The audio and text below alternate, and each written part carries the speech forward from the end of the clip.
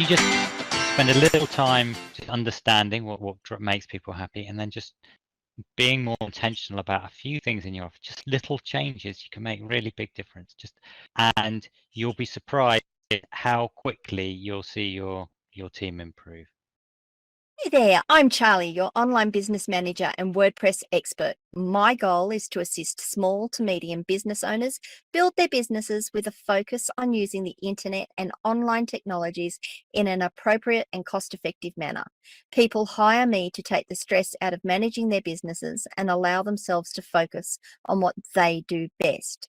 Today, I have Richard, who is the founder and ex-CEO of Secret Source, an IT company based in Spain. We're going to have a chat about leadership and team performance and building teams, but I'm going to let Richard do all of his own introduction rather than me prattle on with all of the stuff, and then we'll get into it. So Richard, look, thanks so much for coming along and being with us today. If you can let us know a little bit about yourself, and then tell me about where you are in Spain. I think you said you're in the Canary Islands just before this, as we were coming onto the call. Let me know a bit about what you're doing there and what it's like. So I'm British, born in Britain, went to school in Britain, and in 2001 I wanted to escape rain, so I went to the Canary Islands with my wife for a couple of years, and we never left. So 23 years later, we're still in the lovely Canary Islands. And for those that don't know where it is, just off the north coast of Africa, about 2,000 miles south of Spain, and it's lovely here. And so my background is 10 years ago, I set up a company called Secret Source. It's a IT outsourcing company. My background is behavioral science, and so my partner is a technical person, and I was in charge of the teams and trying to make. My theory was that to get the best performing teams, they had to be happy. So I've been studying the science of happiness for the last 10 years and applying it to my teams. And then about 2 years ago, I stepped aside, and it's now run by the rest of the team. And I now teach other companies, show them how to make their team happier. Sounds fascinating. Now, let's just talk a little bit about Canary Islands and what the lifestyle is like there, because I think you were saying it was very similar to Australia, or as close to Australia as you could get. I thank you so much for coming on. I know you're in England today, which means that you're probably late in your evening as I'm early in my morning. So thank you. I do appreciate it. But tell me a little bit about the lifestyle in Canary Islands. It's a small area? Is it like a rural country? Is it like rural? What's it like? So there's 7 islands. Each one is very different. So some of them are rainforesty, similar to the Hawaii, and one of them is completely volcanic. There are trees on the island, and another one's total almost sand dunes. But biggest one is Gran Canaria and Tenerife, population of about 700,000 each one. That's pretty big. Sunny. No, they are quite big. They're about 40 miles across, maybe, and very tall, pointy, ex-volcanoes. And just the lifestyle, I think it's about as close to Australian lifestyle as you can get in Europe. It's very outdoorsy, lots of barbecues at the weekends in the country, very active. People are really nice, really friendly. Yeah, it's a lovely place to be. Fantastic. And so you went there to escape the rain, which I can understand. I went north to escape the cold, so I get it. And for those of you that listen from the Northern Hemisphere, we go north to escape the cold. We don't go south. But do you surf? Do you swim? What do you like the most about there? I windsurf. I windsurf, do a bit of surfing as well, a bit of mountain biking too, and lots of hiking. I bet you get a lot of mountain biking in if it's a volcanic area. It's lovely, yeah. Go to the top and 4 hours down on a bike. It's wonderful, yeah. Oh, fantastic. Excellent. Well, let's move on and actually talk about what we're here to talk about. I just love hearing about people's lifestyles, especially when you move to do something that you love doing in a place that you love doing it. I think it's just fantastic and part of the businesses that we're building and the way the world is going. So I think that's great. So tell us a little bit about managing teams and building teams and this science of happiness. Yeah, there is a science of happiness. Happiness, it's people science. It's not an exact science, but there are things that you can do to make yourself happier, and there are things that we do that make us happier. And you can actually improve your own happiness, and you can improve your team's happiness by changing certain things in their environment. And so over the last 10 years, I've been studying that, and we've been testing various initiatives in our company and seeing how we can make our team a little bit happier. And it's not what many people think it is. It's not a salary. Well, that had a little bit of effect, but that's not the main driver of happiness at work. Okay, so and you apply this then to working with your teams. How does that then apply into working with teams and building success through your team? One of the biggest light bulb moments I had was that the same factors that make people happy, right, are the same factors that make them good performers at work. Okay, so let me give you an example. So purpose, for example, if you feel you have a sense of purpose of your work, if you understand why you're doing it, you're going to be happier, right? Also, and if you're an employee and you understand why you're doing your work, you're much more likely to be more aligned with the actual goals of the business.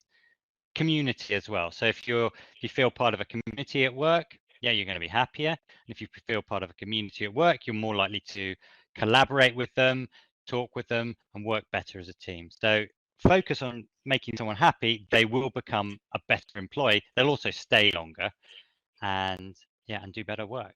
So that's the reason. Okay, so you mentioned community. I want to hit on that, and then I'll come back to a couple of other things you said there. Cool. But how do you make a community at work? I've got a mate who is like, well, I just go to work and I'm just happy to go to work. I don't want to socialize with anyone. I don't want to be, their best mates. But I know that they are happier when they feel like they're part of that team, and there's a bit more social interaction going. It's not. It doesn't need to be a lot for this one, but then like I can see the differences when he says, "Oh, we were doing this at work, and this joke was going around, and we played a prank on someone." And is that what you mean by community? What do you mean? So sort of, and what we've got to realize is there are different drivers of happiness, and they're different for different people, and they're different throughout your life. Okay, so community is probably a bit more important for younger people. Purpose is important for younger people. Autonomy is more important for the older generation that have had kids. But community is more of a sense of belonging, that you belong to a team, right? And so one, that means that you get on with your co-workers and you feel safe talking to them, and you feel safe sharing your ideas and suggesting things, and also understanding your shared goal, working team together. Yeah. Okay, and how do you go about creating that sense of community for a group or for your employees? Okay, there's various ways, and it really depends on the company. But personal interactions, for a start, you've got to build those personal bonds, and the key for that, what we've found, is allowing people to talk about non-work things at work. Right? It's not all work, work, work. So in an office, right, you go in the morning, and you probably chat before you sit at your desk. Maybe you chat while you're having a cup of coffee, and chat at lunchtime. You build up those personal bonds. Problem that many companies are experiencing with remote workers is they don't have that non-work time while they're remote. It's all, you've got to be productive, you've got to work 8 hours, we're going to track your time, even we're going to watch you, some companies. So yeah, that's what I mean by community. And it's easier when you're in the office. It almost happens naturally. remotely, yeah, you have to be more intentional about it.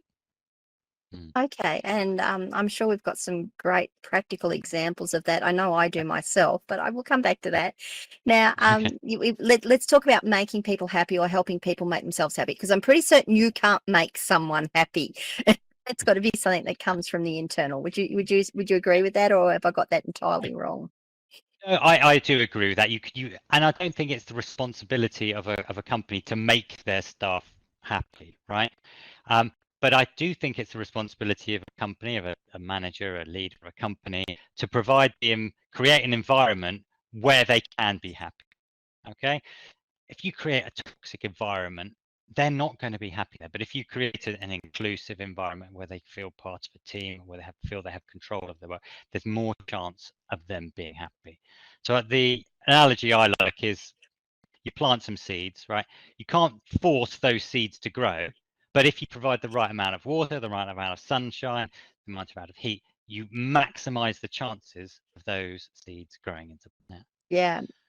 So would you recommend then that companies actually talk? I mean, it sounds stupid, right? But managers actually talk to their employees, find out what their motivations are, what they're interested in, and then try to build that into a happiness framework? Or how does a manager go about doing that, or a team leader go about doing that? It's a really good question. Okay, so what the sort of general recommendations are is the first that the manager, you have to believe that it's important. That's the first thing, right? As a manager, you have to believe that the happiness of your team is important, right? Because if you don't think it's important, you're not going to be bothered by it. Now, if you don't think it's important just because it's the right thing, the studies that came out, the massive study that came out last year on the link between well-being and company performance, yeah, happier companies have better share performance. They have lower staff turnover. They have everything, all the indicators. Happier team, you're going to make a better company, right? So if you don't want to do it for the right reason, you can do it because it will make your company a more profitable company. So that's the first thing. Yeah. Oh, I just wanted to add to that. You were talking about making it more profitable. Yeah. Not having a high staff turnover is actually really, really key to that, because you're not Yeah. retraining people time and time again. And the cost of just onboarding someone, training them and waiting for them to come up to speed, it can be exorbitant. And if you're doing that every 6 months because you're churning staff, that's something that goes straight to your bottom line. Exactly. Yeah. And it also affects staff morale and stuff like that, and retraining and losing all that knowledge every time. Yeah. It's exhausting. Yeah. But anyway, so first, you've got to want it, right? Secondly, then understand what actually makes people happy at work, right? If you give people high salaries and lots of bonuses, but treat them terribly, right? That's not going to work, okay? However much you pay them, however many perks and bonuses and free gym memberships and free fruit at the breakfast, it's not going to make them happy. So you've got to understand what are the drivers of happiness, what makes you happy. And then you've got to understand what your team needs, okay?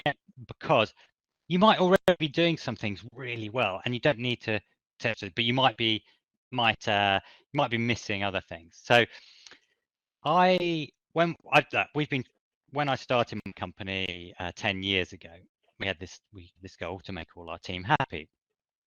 We didn't really know how to do it at the time. We thought we did, but we didn't. In retrospect, I didn't understand this science.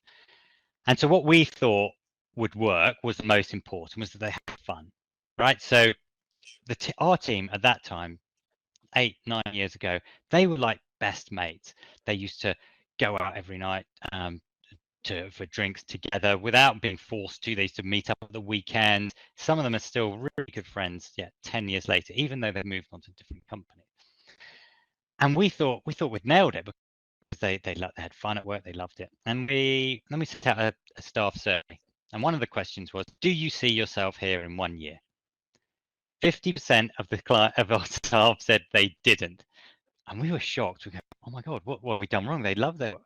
And when we asked them, they said, yeah, we love working here, but there's no future here. I don't know what my career is. I don't know how I'm going to get more money. And so that was when we realized it's more than that. There are other things. And one of the key drivers of workplace happiness is you feel you have an opportunity for growth, you're going to learn, and things like that. And so I've forgotten what the question is now, but No, well, just how do you view it? Like, where does a manager start in terms of building, yeah, building happiness, or a business, a team yeah, leader? Because you can't, like I said, you can't make someone happy, but you can give them the opportunity to be happy. I just wanted to exactly. cover off of that because, as soon as you sort of said, "Oh yeah," they said they weren't going to be there for more than 12 months. I picked it. They had no career growth. They didn't know. They didn't know what was next for them. They felt it was a bit of a dead end. Um, Yeah, and look, sometimes that's the way the organisation is. Sometimes that there is no career growth for someone, and you just have to bear with that. I wouldn't mind betting that you were probably getting 4 to 6 months longer out of them than another organisation doing a similar thing would be doing, though. You probably had extended their lifetime quite extensively at that point. I think So so because you, so let me. we were Sorry, ticking go some on. of the other boxes. We were ticking some of the other boxes, so I think that's what we covered. But we weren't ticking all of them, and everyone needs a little bit of all of them. So if our team are all 50, no, 60 years old, the opportunities of growth not so important. But our team are all sort of mid-20s, where it's really important. Yeah. Yeah, and look, even if someone's 60, it's not necessarily the ability to grow your career, but grow your knowledge, grow, you just grow in some way because people like to do more than just come in and do the same job every day. Some people love Yeah. it. I found I don't understand them, but that's okay. They have Um, other purposes in life. Yeah. Well, that's what fills their boat. That's fine. Mhm. Floats their boat. That's the term to use. Yeah. um, okay, so what are some of the pitfalls that you've seen some organisations do? Like you've obviously worked with organisations in building team happiness. What are the things that you have seen them do that you go, "Oh, I really wish you hadn't have done that"? Well, look, it varies across every company is so different, and some companies do some things really well, and some do they don't do so well. But I think ev- I think the key one that everyone has to do, and when I see it not happening, I know it's going to be my job will be a lot more difficult, is when they don't create an environment of psychological safety. Now, I don't know if your listeners know what psychological safety is. Do you want me to quickly explain That it? would be great because you've kind of got that's actually a pause point for me right there. So, psychological safety is it's that feeling when you're in a group that you feel comfortable asking questions, suggesting ideas, challenging others, right? All without fear of them saying that's a silly idea or don't do that. Okay, Okay. Yeah. right? That's Yes, psychological you're not safety. And you don't feel like you're going to be belittled or denigrated for making a statement, asking e- dumb questions, essentially. exactly, it's probably how you didn't feel when you were in your class of 30 when you're 12 years old in physics, when they said, put your hand up if you've got a question, and you're just going, please don't ask me. That's you didn't feel psychologically safe then. And Yeah, that wasn't me. I was the chick that would stand on her chair and go, "I don't understand. You explain it." lucky you. I was the kid hiding under the desk. um, Yeah, yeah. and so psychological safety. Um, so Google did this massive study about 10 years ago on what were the characteristics of their highest performing teams, right? And above experience, above knowledge, above age was psychological safety. So the teams that had the biggest psychological levels of psychological safety performed better, right? Even better than teams with more experience, more knowledge. Yep. And without psychological safety, if you don't feel psychologically safe at work, it's really difficult to feel happy because it's like Maslow's hierarchy of needs. You need that as your base. So if you don't feel included, if you don't feel that you can speak your mind, yeah, it's really difficult to be happy at work. Yeah, and look, that's really, really important. If you feel like you're just going to go along and get belittled, or you don't know what you're doing, and then you do something wrong, and someone's just going to come down and yell at you, you're not going to stick Yeah, around. No. That's and if you don't feel like you can see something that needs improving and go, hey, listen, have you thought about doing this? And get a reasonable response. That's an experience I've had. And there's some points that you get to, look, I'm just going to make the suggestion. If you don't want it, that's fine. But I've had a lot of years at doing this. The younger me would have been a bit more put off by someone who had just said, no, you don't know what you're talking about. You're too young. Because I've got to say, some of my youngest employees are the ones that come in and give me some of the best ideas. I just go, never thought about doing it that way, that because they've got such a different view on it and they're not stuck in the day-to-day that you are. Okay, so what are some of the indicators, like if you're a manager then and you're looking at your team? I'm just trying to think which way I want to go with this question. Let's start with, what are some of the indicators in your team that, so you're trying to start out, you're trying to work out what's going on, you're trying to revamp your team now based on the science of happiness. What are some of the indicators to you that, without going out and doing a survey, that your team might not be happy, or people within your team might not be happy? Okay, well, so we actually ask them. So really simple question: how are you feeling? Red, amber, green, 1 to 5, and see what they say. Now, it's really important that you use language like red, amber, green, or 1 to 5, and not good, bad, okay, because they feel a lot safer saying I feel a bit orange or I feel a 3 than I don't feel good, which is quite, they feel they might be judged on it. They feel so yeah, you can ask them directly, but you can tell things like if you notice you've had group meetings and one person never says anything, that probably means they don't feel psychologically safe. And things like, if they feel they don't have opportunities for growth, they're not going to get promotion. I think you probably have to ask that in a survey. I'm not sure that you're going to notice that any other way. But yeah, we ask people how they're feeling, and then we talk to them every week, and we have one-to-ones with them every week, and that's Every the only week? way. Yeah, half an hour Now, every week. Yeah. does that take a long time to do? I mean, I know a lot of my team leaders and the people I work who are team leaders and managers would tell you that to do one-on-one with all their staff or with their team would be the major part of the job for the week then. Yeah, so we have team leaders. So each person, you only have like 4 or 5 people that you're going to give one-to-ones to. So there's no one who's giving 30 one-to-ones a week. They're all like 4 to 5 maximum. And the idea is there's half an hour a week reserved for that person, right? Some weeks it'll last 2 minutes. Some weeks it'll last 5 minutes. Some weeks it'll be 30 minutes. But there is, that staff member knows that they have 30 minutes if they need it every week. And yeah, and I think that's really important. It's really important because they have to know they have that time, and they have to know that there's a time in the week where they can, if there is something they need to say, that they're able to say it. Leaving it every 3 months, yeah, the problem might have got out of control by that point. Yeah. It's a long time. Yeah, it's a really, really Yeah. long time. Okay, so I love that idea, and what that's just scheduled into their calendars every day, every week, so that it pops up and says it's your turn. Yep, exactly. Now, that's unsustainable. I work with one school and I said, do it once a week. And I said, do you have any idea what it's like being a teacher? I certainly don't have half an hour to speak to everyone in my department a week. That would mean I'd have no time to write any lesson plans. So they do it once a month. Yeah, okay, that's fair. And then I had one manager who had an open door policy. That was his. He came out. He said, "I have an open door policy. My door is always open. If it's closed, don't come in. But if it's open, come in and shoot the breeze with me. Come in and tell me what's going on or what's on your mind."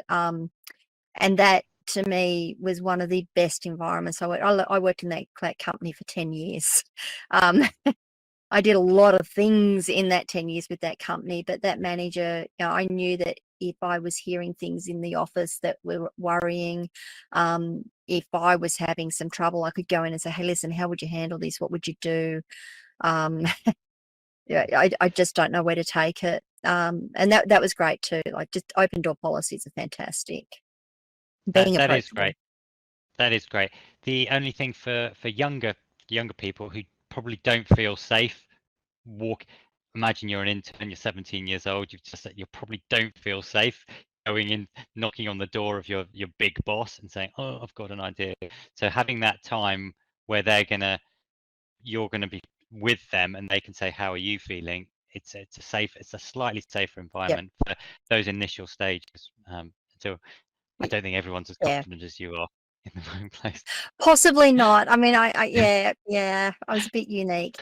One of the other things he did though was he would come out and sit in our work area and just shoot the breeze with us as well. Okay, So that's cool. that sort of, he wasn't quite as unapproachable as I sit in my office and that's all I do. He came out, we'd go out, he'd say, okay guys, we're all going out to lunch today, let's go.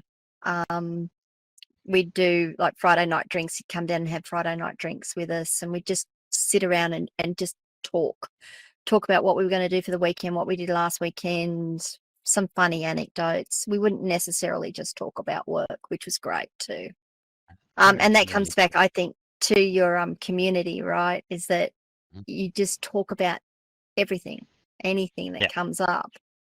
Yeah. Yeah, you're just building those personal bonds, aren't you? That connection that you have with your colleagues. Yeah, Yeah. find some common ground. Otherwise, you might be massively into Game of Thrones, right? And your person next to you also, and you could spend hours talking about it. But if you don't have that time, you'll never find that connection, will you?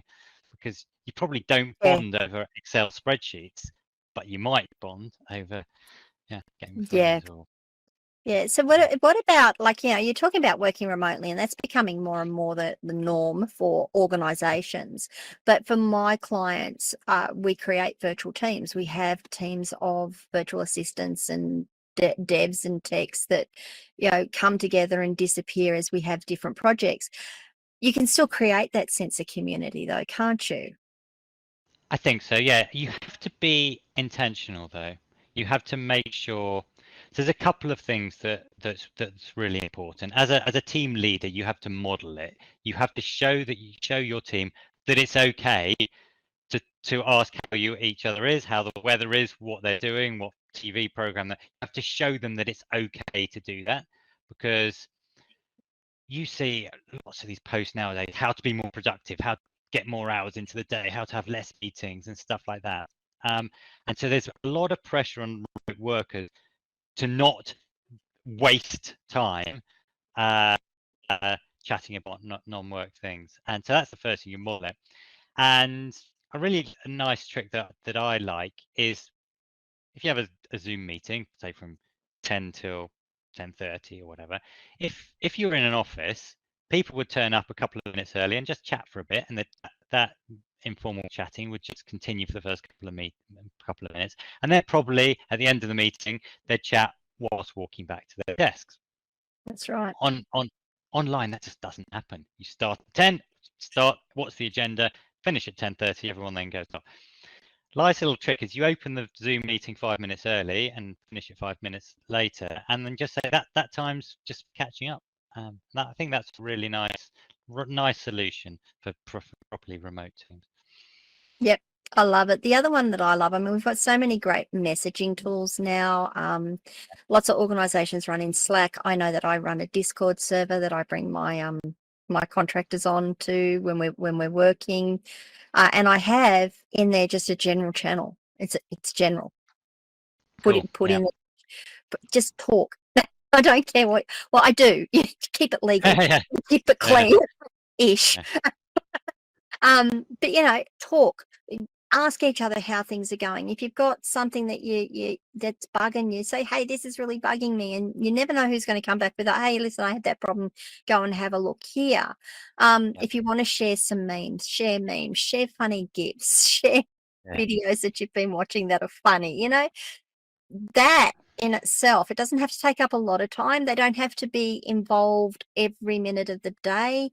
They can go through once a day and just see who's posted what in there and respond, or and it's fantastic. It works really, really well. So if you've got a Slack channel, Discord, Facebook Messenger I hate, but there you go. You can create a little group in Facebook Messenger.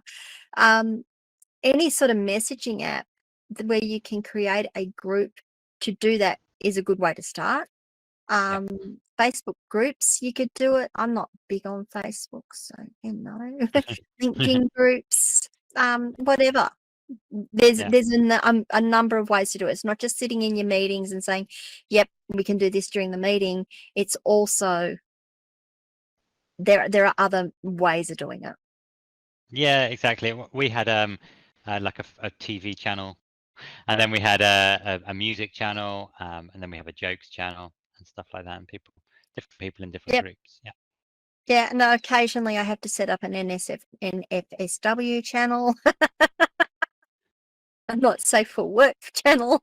Okay. I think is that some football team? I thought I've missed that one. No, NSFW, not safe for work. This really shouldn't have been shared here. And I was like, I don't think that was appropriate to share. Thank you. And I know that's just a recognition too that your team has all got different levels of sensitivities, and sometimes you just need to think about what you're posting. But it works. It just does work. Now, while we're at it and talking about communities, I'm actually going to talk a little bit about my community, because this is exactly why I created my community. Being a business owner can be tough. Being a business owner who works remotely can get lonely and frustrating. That's why I started my locals community, a community for business owners that could be a bit like the water cooler of old. Treat my locals community as a place where you not only get to interact with me, but with each other, gain inspiration, provide advice, provide inspiration. And of course, as supporters, you'll be able to interact with the content and be able to ask questions of me. So come along to askcharlyleetham.locals.com and don't let your happiness quotient drop. And back to us. Thank you so much for letting me do that. And that was exactly why I created that community, as I could see that most of us were struggling in terms of we don't know who to talk to. We just need a little bit of advice. We just need to vent about this thing. We just want to share this really great thing that's happened with us. And we don't want to put it up on Facebook because everyone's doing it on Facebook and it just gets lost and no one sees it. But if we can do it in a small group where people understand the impact of that on us, that's really important. Yeah. So Gallup did it. They do an annual survey, and the question that they ask is, "Do you have a best friend at work?" It's not, "Do you have a best friend?" It's more like, "Do you have someone that's there that you feel will support you in need?" And I can't remember what the figures is, but yeah, it's surprising how many people don't feel that they have that support at work, and that's key. Which is really sad, because that's what it used to be like. You go back 15, 20 years ago, that's what it used to be like. You could go to work and you would have your mate, the mate that you could go and talk to, go and grab a coffee with. Oh, it's lunchtime, I'm going to go grab lunch. I'm going to come grab a lunch. We'll go for a walk, go do something. Mums used to talk about the hassles they were having with their kids. Dads used to talk about the fact that they never got any sleep because of the kids. But you're right. You don't get that anymore. You don't get that sort of interaction. It's all very impersonal. Okay, so what's the one thing that what's the one thing that you want people to take away from our call today, Richard? I think it would be making your team happy isn't as difficult as you think it should be. If you just spend a little time just understanding what makes people happy, and then just being more intentional about a few things in your office, just little changes, you can make really big difference. And you'll be surprised at how quickly you'll see your team improve.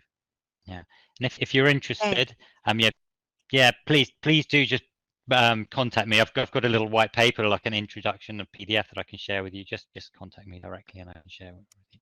That would be fantastic. And that was going to be my next question, is how can people get in touch with you and find out more about you? So there you go. You can give yourself a plug right there. double plug. So I'm on LinkedIn. I also write a blog. It's called happyteams.substack.com. There every week I share one little thing that you can do in the office that will make a tiny little difference to your team, and then put them all together, they'll make a big difference. Yeah, and then and if you're please just contact me. I love talking about this stuff. So if you're thinking about introducing it, just give me a shout. I can point you in the right direction. And LinkedIn is the best way to contact you. Yeah, Richard Clarke. I'm sure you'll put it in the show notes. Yeah. I will find your link and I will put it in the show notes so people can find us again. And how do they get hold of that little white paper that you were talking about? Just contact me and I'll send it over. Yeah. Fantastic. Well, I will be the first in line for that one. I like to read and educate myself. It's the only way you improve.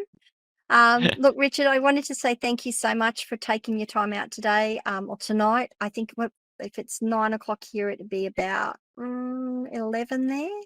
Yep, coming up at 11. Yeah. Yeah, okay, at night. So thank you so much. I do appreciate it. Remember, guys, to like this video, subscribe to my channel, ring the notification bell so you find out when you get more content.